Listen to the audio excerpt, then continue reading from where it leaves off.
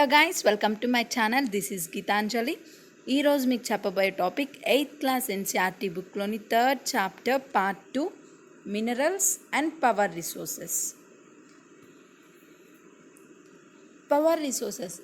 Power అనేది మన లైఫ్కి చాలా వైటల్ రోల్ అనేది ప్లే చేస్తుందన్నమాట. సో అది మనకి చాలా రకాలుగా యూజ్ అవుతుంది. ఇండస్ట్రీస్ కానీ, అగ్రికల్చర్ కానీ, transport, communication and defence.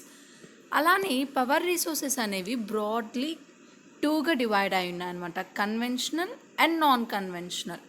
So conventional అంటే ఏంటంటే, ఏదైతే మనం కామన్గా లాంగ్ టైం యూస్ చేసే పవర్ రిసోర్సెస్ని మనం కన్వెన్షనల్ రిసోర్సెస్ అంటాము. సో ఎప్పటి నుంచో మనం యూస్ చేస్తూ ఉన్నాము ఈ కన్వెన్షనల్ రిసోర్సెస్ని. అవి ఏంటివంటే firewood and fossil fuels. These are the example for the conventional sources. Firewood అనేది మనము ఎక్కువగా విలేజెస్లో చూస్తామన్నమాట. సో ఆల్మోస్ట్ 50% వరకు విలేజెస్ని ఎనర్జీని యూజ్ చేస్తూ ఉంటారు through firewood. They use for cooking and heating etcetera. So మిగతా the remains of plants and animals which were buried under the earth for millions of years got converted by the heat and pressure into fossil fuels. Okay, ఈ fossil fuels ఎలా form అయ్యాయంటే, కొన్ని వేల సంవత్సరాల క్రితము heat and pressure వల్ల plants, animals ఇవన్నీ bury అయిపోవడం వల్ల ఫాసిల్ ఫ్యూయల్స్ అనేవి ఫామ్ అయ్యాయన్నమాట. సో ఫాసిల్ ఫ్యూయల్స్ అంటే ఏమేమి ఉంటాయి అంటే, here you can see coal, petroleum, natural gas. These are the main sources of the fossil fuels. So ఇవి కన్వెన్షనల్ సోర్సెస్ అనమాట. These are the conventional energy. At present population growth పెరిగే కొద్దీ, వాళ్ళ demands increase అయ్యే కొద్దీ మనకి ఉన్న limited stock అనేది సరిపోవటం లేదు. సో అందుకనేసి మనము ఆల్టర్నేట్ సోర్స్ అనేది యూజ్ చేయాల్సి వస్తుంది. సో ఇవి మనకి ఎంతకాలము ఉండవు కదా, సో ఫ్యూచర్ జనరేషన్స్ కూడా ఉండాలి. సో ఇవి కొంతకాలంకి ఎగ్జాస్ట్ అయిపోతాయి. అందుకని మనము చాలా తక్కువగా యూజ్ చేయాలి. సో ఫస్ట్ కోల్ గురించి ఏంటో చూద్దాము. అండ్ ఇది ఫాసిల్ ఫ్యూయల్స్లో చాలా ఎక్కువగా దొరుకుతుంది కోల్ అనేది. And it is used as an domestic fuel in industries such as iron, steel, steam engines. దీనివల్ల మనకి ఎలక్ట్రిసిటీ అనేది జనరేట్ చేస్తారనమాట. మన కోల్ నుంచి వచ్చే ఎలక్ట్రిసిటీని మనము థర్మల్ ఎనర్జీ అంటున్నాము. ఈ కోల్ అనేది ఎలా ఫామ్ అవుతుందంటే, కొన్ని వేల సంవత్సరాల క్రితము జైంట్ ఫర్న్స్ అండ్ స్వామ్స్ అంటే తడి నేలలు అంటాము. అండ్ ఫర్మ్స్ అనేది అది ఒక టైప్ ఆఫ్ ప్లాంట్ కింగ్డమ్ అనమాట. సో ఇవి బ్యూరీడ్ అవ్వడం వల్ల మనకి ఈ ఎర్త్ లేయర్స్లో కోల్ అనేది ఫామ్ అవుతుంది. కోల్ అనేది మనము ఎలా రిఫర్ చేస్తామంటే, బుర్రీడ్ సన్షైన్ అని కూడా అంటామన్నమాట. And the leading coal producers of the world are, so ఎక్కువగా కోల్ని ప్రొడ్యూస్ చేసే కంట్రీస్ ఏంటివంటే China, USA, Germany, Russia, South Africa and France. So first one is the China. And the coal producing areas in India. So మన ఇండియాలో ఎక్కువ ఏ రీజన్స్లో coal produce చేస్తారంటే Raniganj, Jharia, Dhanbad and Bokaro in Jharkhand. So here you can see those. Jania and Bokaro will be here and Raniganj. So ఇవన్నీ coal mines అనమాట. I mean coal produce చేసే areas ఇవన్నీ. సో ఆల్మోస్ట్ మనము ఇక్కడే చూస్తున్నాము ఈ ఏరియాస్ అన్నీ ఇలా. And next one is the petroleum. So this is also an fossil fuel. Petrol వల్ల మనకి ఏమవుతుంది, ఏ వెహికల్ అయినా రన్ అవ్వడానికి పెట్రోల్ అనేది మనకి యూజ్ అవుతుంది. దీన్ని అలానే థిక్ బ్లాక్ ఆయిల్ అని కూడా అంటాము, థిక్ బ్లాక్ లిక్విడ్ అంటాము. So thick black liquid call petroleum. ఇది మనకి లేయర్స్ ఆఫ్ రాక్ మిడిల్లో ఉంటుందన్నమాట. So this is found between the layers of the rock. దీన్ని ఎలా చేస్తామంటే త్రూ డ్రిల్లింగ్ ద్వారా మనము హాఫ్ షోర్లో అయినా లేకపోతే కోస్టల్ ఏరియాస్లో అయినా మనము పెట్రోల్ని డ్రిల్ చేస్తాము. దీన్ని రిఫైనరీస్కి పంపించి క్రూడ్ ఆయిల్ నుంచి మనకి చాలా డిఫరెంట్ ప్రోడక్ట్స్ని చాలా డిఫరెంట్ ప్రోడక్ట్స్ని వీళ్ళు తీస్తారనమాట. ఎగ్జాంపుల్ వచ్చేసి diesel, petrol, kerosene, wax, plastics, lubricant. So ఇవన్నీ మనం క్రూడ్ ఆయిల్ ద్వారా మనకి ప్రొడ్యూస్ అవుతాయి. అండ్ అలానే పెట్రోలియంని మనం బ్లాక్ గోల్డ్ అని కూడా అంటామంట. So because that is so valuable right. So అందుకని పెట్రోలియంని బ్లాక్ గోల్డ్ అని అంటాము. Chief petroleum producing countries. So total మన వరల్డ్లో ఎక్కువగా ప్రొడ్యూస్ చేసే కంట్రీస్ వచ్చేసి Iran, Iraq, Saudi Arabia, Qatar and other major producers are USA, Russia, Venezuela and Algeria. So these are the countries of chief producing petroleum. So petrol is differ from petroleum. And మన ఇండియాలో వచ్చేసి Digboi in Assam, Bombay high in Mumbai and the deltas of Krishna and Godavari rivers. So ఇక్కడ మనము chief producing of petroleum అనమాట ఈ రీజియన్స్లో. Next natural gas. Natural gas అనేది మనకి ఎక్కడ దొరుకుతుందంటే పెట్రోలియం డిపాజిట్స్లోనే ఉంటుంది. అది ఎప్పుడైతే మనం డ్రిల్ చేసి బయటికి తీస్తామో అందులోంచి న్యాచురల్ గ్యాస్ అనేది వస్తుందన్నమాట. దీన్ని మనము ఎలా యూజ్ చేసుకోవచ్చు అంటే we can use for domestic as well as an industrial fuel. And major producers of natural gas in our world is Russia, Norway, UK and Netherlands. అదే మన ఇండియాలో జల్సలం, Krishna Godavari delta, Tripura and some areas of off shore in Mumbai have natural gas resources. Next hydel power. So hydel power మనకి ఎలా వస్తుందంటే rain water కానీ river water కానీ మనము డ్యామ్స్లో స్టోర్ చేస్తాం కదా. సో ఆ డ్యామ్స్ చాలా హైట్గా ఉంటాయి. దాని కింద పైప్స్ నుంచి వీళ్ళు వాటర్ ఫ్లో అవ్వడం వల్ల సో ఇదంతా డ్యామ్ అనుకోండి. సో డ్యామ్ నుంచి చిన్నగా సన్నగా పైప్స్ అనేవి ఉంటాయి. సో అక్కడి నుంచి వాటర్ ఫ్లో అవ్వడం వల్ల ఇక్కడ టర్బైన్స్ అనేవి తిరుగుతూ ఉంటాయి అన్నమాట. దీని ద్వారా మనకి పవర్ అనేది ఎలక్ట్రిసిటీ అనేది జనరేట్ అవుతుంది. ఇలాగ హైడల్ పవర్ అనేది జనరేట్ చేస్తారు. వాటర్ అనేది మనకి అది అలా డిశ్చార్జ్ చేసిన తర్వాత ఇక్కడి నుంచి వాటర్ వస్తాయి కదా, దీని ద్వారా మనకి కరెంట్ అనేది ఎలక్ట్రిసిటీ అనేది రీజనరేట్ అవుతుంది. అండ్ ఈ రిమైనింగ్ వాటర్ అనేది ఇరిగేషన్కి యూజ్ చేస్తారనమాట. సో ఇలాగ టోటల్ మన వరల్డ్లో 1/4 ఎలక్ట్రిసిటీ హైడల్ పవర్ ద్వారా మనకి ప్రొడ్యూస్ అవుతుంది. And leading producers of hydel power in the world is Paraguay,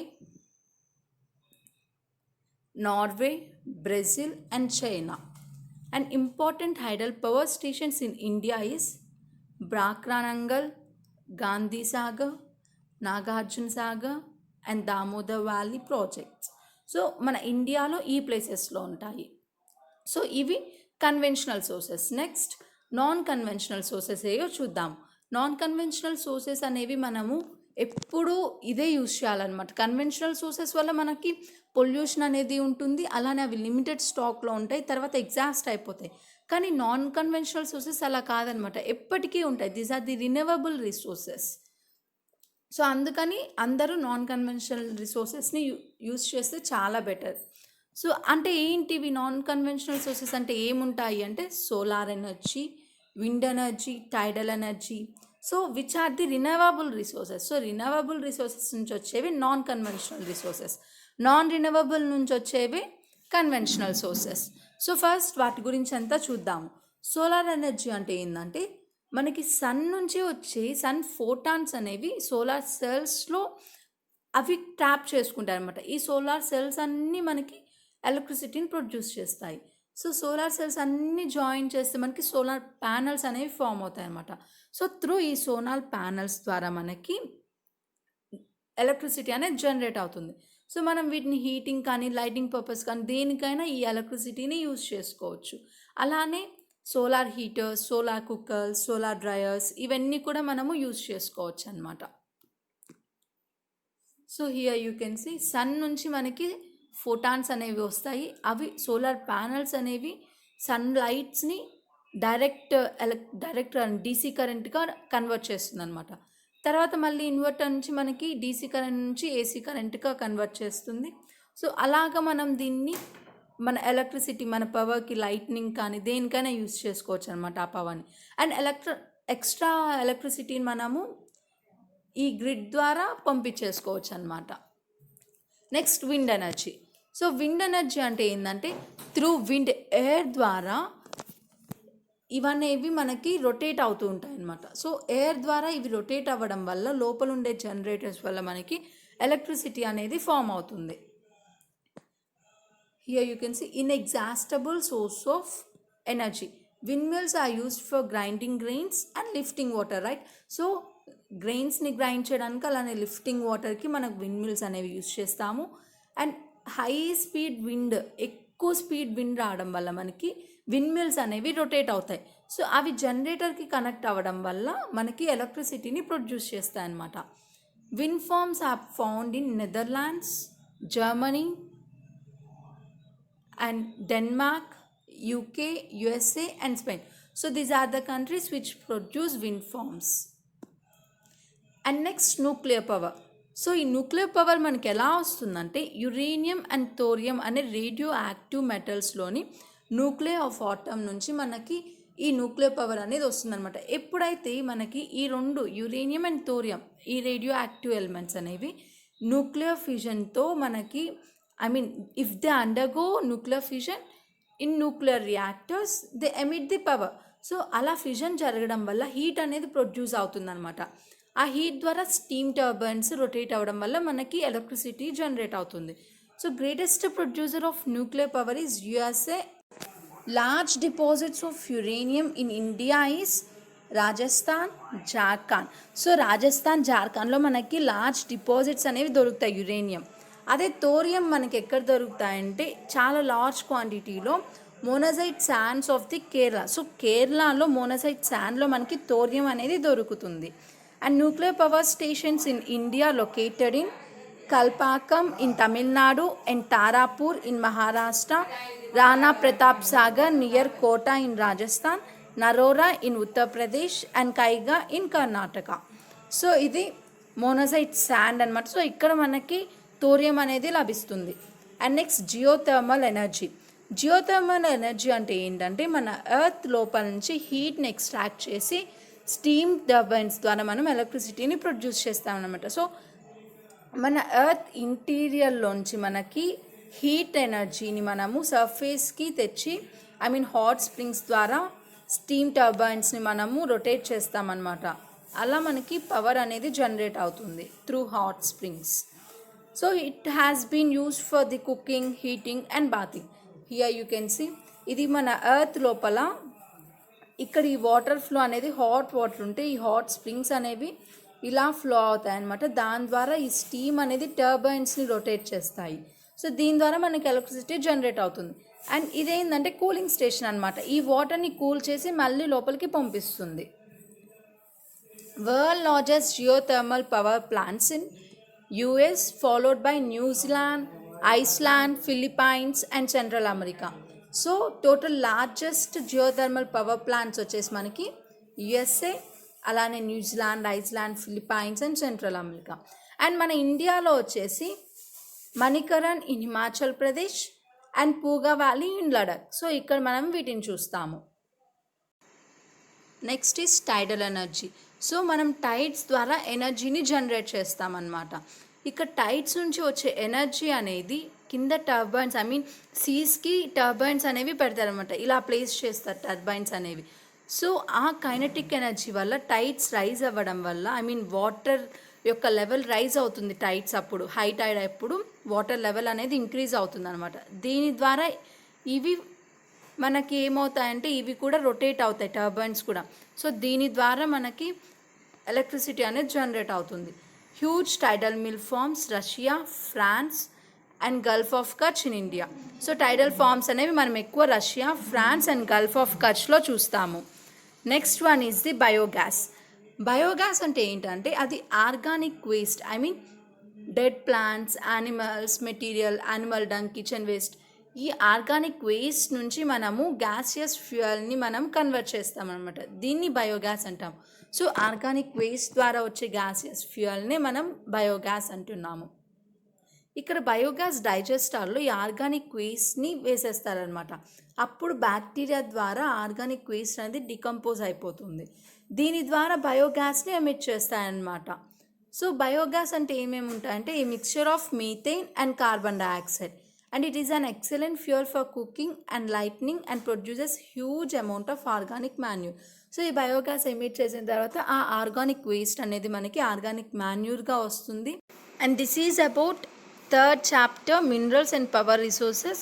so ఇది టోటల్గా 2 పార్ట్స్ చేశాను. ఫస్ట్ పార్ట్లో మినరల్స్ గురించి చెప్పాను అండ్ సెకండ్ పార్ట్లో power resources. And I think I have covered every topic. If you like my explanation, please hit the like button. For the more videos, subscribe to my channel. అలానే పక్కన ఉన్న bell ఐకాన్ని tap చేయండి. మీకు ఏమైనా doubts ఉంటే comment బాక్స్లో comment చేయండి. Thank you for watching.